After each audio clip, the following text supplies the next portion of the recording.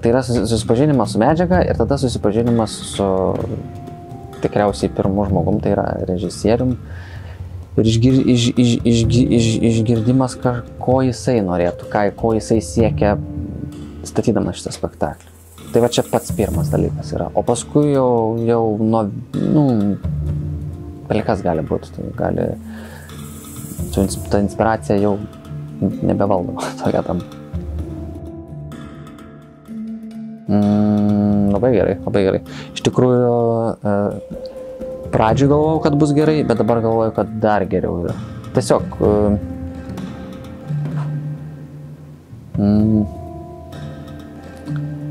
labai aiškiai žino, ko nori, konkrečiai, tarkim, iš šviesų, kokio rezultato, kokios emocijos, kokio jausmo.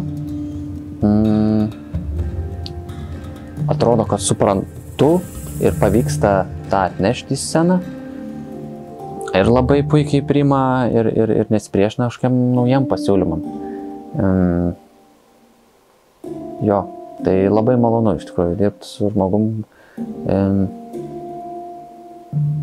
kurio malonu klausytis ir jis taip pat moka išklausyti ir išgirsti kitą.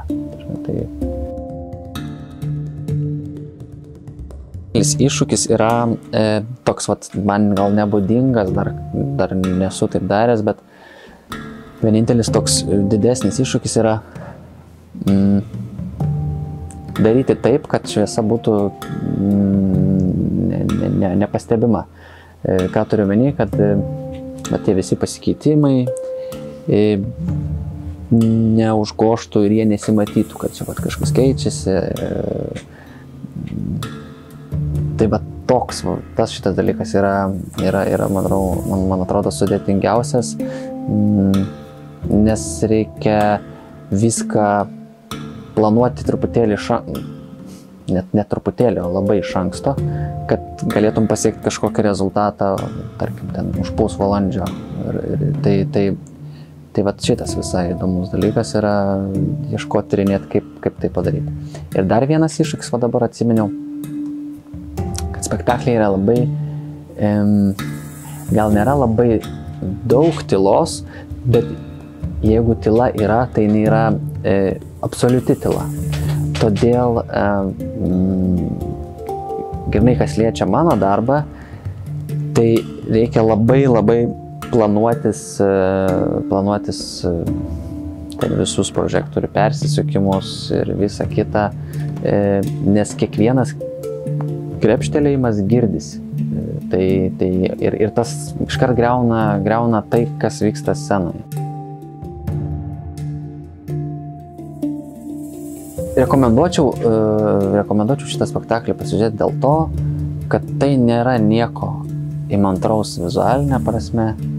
Tai yra tiesiog, mano galva, labai neblogi aktoriniai, režisūriniai darbai ir tiek.